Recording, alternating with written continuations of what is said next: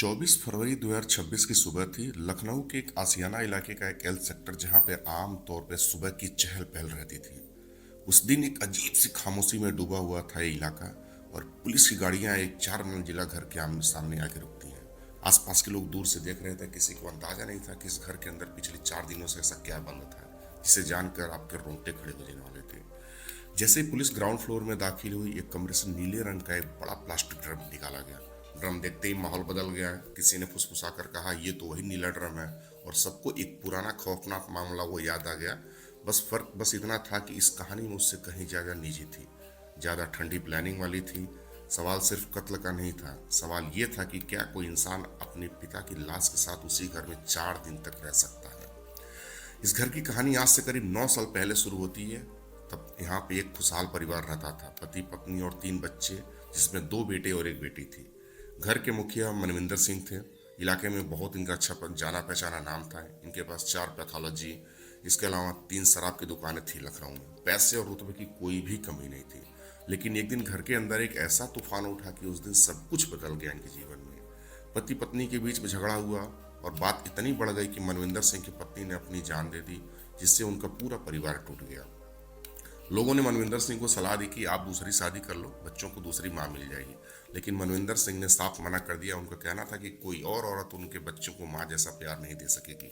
उन्होंने अपने बच्चों की परवरिश और अपने काम पर पूरा ध्यान लगा दिया। 4 मंजिला घर में इनके सब कुछ व्यवस्थित था। ग्राउंड फ्लोर खाली रहता था। फर्स्ट फ्लोर पर मनविंदर सिंह के भाई अपने परिवार के साथ रहते थे। सेकंड फ्लोर पर किराएदार रहते थे और थर्ड फ्लोर पर मनविंदर सिंह और उनके 3 बच्चे रहते थे। घर में सब कुछ सामान्य दिखता था, लेकिन अंदर अंदर रिश्तों में एक दरारें गहरी हो रही थी। छोटा बेटा अक्षत पढ़ाई में दिलचस्पी बिल्कुल भी नहीं रखता था। मनविंदर सिंह चाहते थे कि वो MBBS करे, नीट की तैयारी करे, डॉक्टर बने। अक्षत का एक अपना अलग ही सपना था।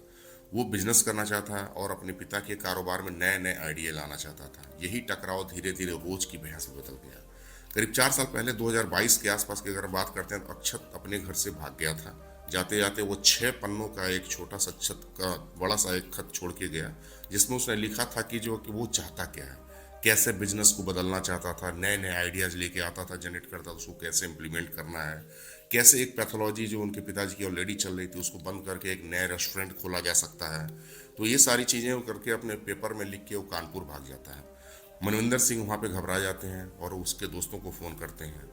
दोस्तों को फ़ोन करते हैं तो पता करते हैं कि ये कहाँ गया है। तो काफ़ी दबाव के बाद इसके एक दोस्त पे जो है जब काफ़ी दबाव डाला जाता है, तब बताता है कि अक्षत इस समय कानपुर चला गया। उसके बाद क्या करते हैं, उससे दबाव डलवाने के बाद उससे सारे दोस्तों से उसके सच निकलवा के जो है उसको चालाकी से अक्षत को अपने घर पे बुलाया जाता है, जहाँ पर वीडियो कॉल पर गाड़ी भी चेक करवाई जाती है उस कंडीशन में।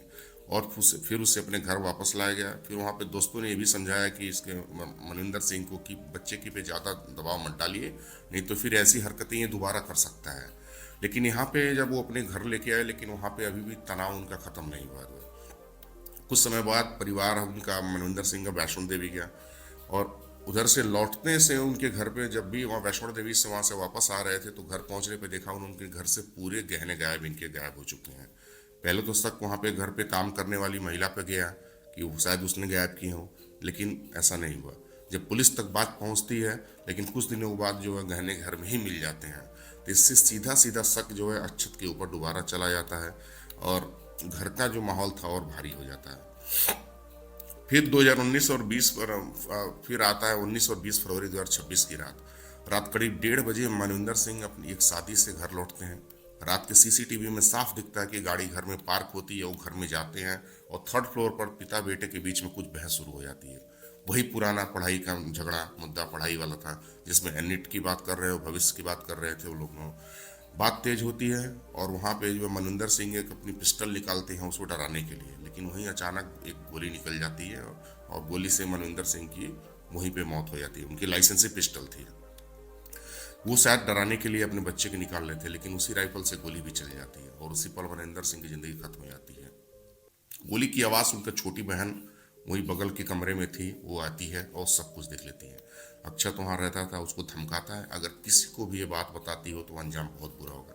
लड़की डर के मारे टूट जाती है। वो तो पहले से बिना माँ के जिए जा रही थी वो, अब पिता भी नहीं रहे, तो वो अपने कमरे में बंद हो जाती है। और रात गहरी होती है, जब सब लोग सो जाते हैं तो अक्षत अपने पिता की लाश को गद्दे में भरकर सीढ़ियों के नीचे ग्राउंड फ्लोर तक लेके जाता है।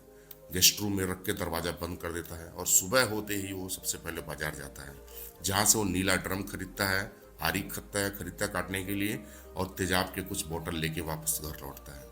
फिर वही करता है जिसकी कल्पना शायद इंसान ने कभी ना की हो, शायद सबकी कांप अपनी जो है रूह कांप जाए। कुछ हिस्से उनके शरीर के अपने पिता के वो काट करके जो है अलग गाड़ी में डालता है, जैसे गर्दन, हाथ और कई चीज़ें वो क्या काट करके जो है वो गाड़ी में डालता है, और घर से करीब 22 से 23 किलोमीटर दूर एक सुनसान इलाके में जो है ले आके वहाँ पे फेंक देता है, और पिता का फ़ोन लेके वहीं पे स्विच ऑफ कर देता है।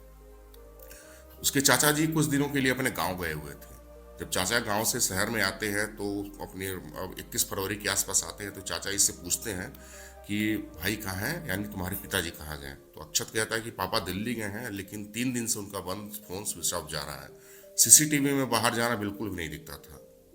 22 फरवरी को क्या करते हैं, ये चाचा जी और ये अक्षत दोनों जाते हैं थाने पे, एक मिसिंग रिपोर्ट दर्ज कराते हैं, और 23 फरवरी को पूरा मोहल्ला जो होता है थाने पहुंच जाता है। पुलिस दबाव में आती है, लोकेशन निकाला जाता है। क्यों? क्योंकि ये बहुत रसूख परिवार से रहते थे, इनके संबंध काफ़ी अच्छे लोगों से थे मनविंदर सिंह के। जब 3 दिन से गायब थे तो वहाँ पे जब रिपोर्ट दिखाई गई, जब दर्ज कराई जाती है, तो पुलिस इंस्टेंट एक्शन नहीं लेती है, लेकिन जब लोगों का दबाव, जब सारे लोग मोहल्ले के लोग जाते हैं तो पुलिस दबाव में आती है। लोकेशन निकाला जाता है कि पापा का phone last time Manvinder Singh का फ़ोन कहाँ पे स्विच ऑफ हुआ था। तो वहाँ पे ये देखा जाता है कि इनकी आखिरी लोकेशन 22 से 23 किलोमीटर दूर वहाँ पे लास्ट देखी जाती है। पिता और बेटे की एक ही लोकेशन थी वहाँ पे, और बेटे पे इन लोगों को, पुलिस को थोड़ा डाउट जाता है, क्योंकि जिस हिसाब से उससे बातचीत पूछताछ किया जा रहा था, तो उससे पता चलता है कि कहीं न कहीं बेटे का जो है जो जवाब है वो मैच नहीं कर रहा था।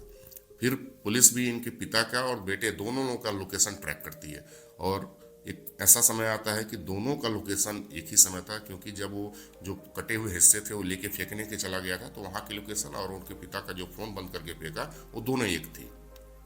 अक्षत इस बात से घबरा जाता है, पहले कहता है कि पिता ने खुदकुशी की है। जब पुलिस का दबाव पड़ता है तो पहले बोलता है कि पिता ने खुदकुशी की है, लेकिन सख्त पूछताछ में जब सामने सच्चा जाता है, 24 फरवरी की सुबह अक्षत पुलिस की उस गाड़ियों में, अपने जो हथकड़ियों में उसी घर में लौटता है, पुलिस उसको लेके आती है, और उसके बाद पुलिस के सामने वही नीला ड्रम एक बाहर आता है, और पूरा इलाका सन्न रह जाता है, क्योंकि ये अक्षत ने अपने पिता को मार के उनकी सारी डेड बॉडी को, आधे हिस्से को उन्होंने फेंक दिया था और आधे हिस्से को अभी ड्रम में रखा हुआ था। ये थी आज की कहानी।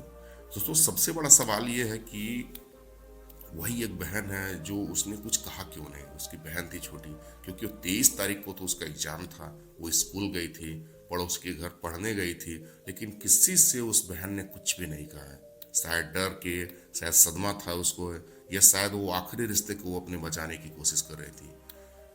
कहानी सिर्फ एक हत्या की नहीं है, ये कहानी है दबाव, टूटते रिश्ते और उस अंधेरे की जो धीरे धीरे घर के भीतर पनपते रहते हैं, और एक वक्त सब कुछ खत्म कर दिया गया।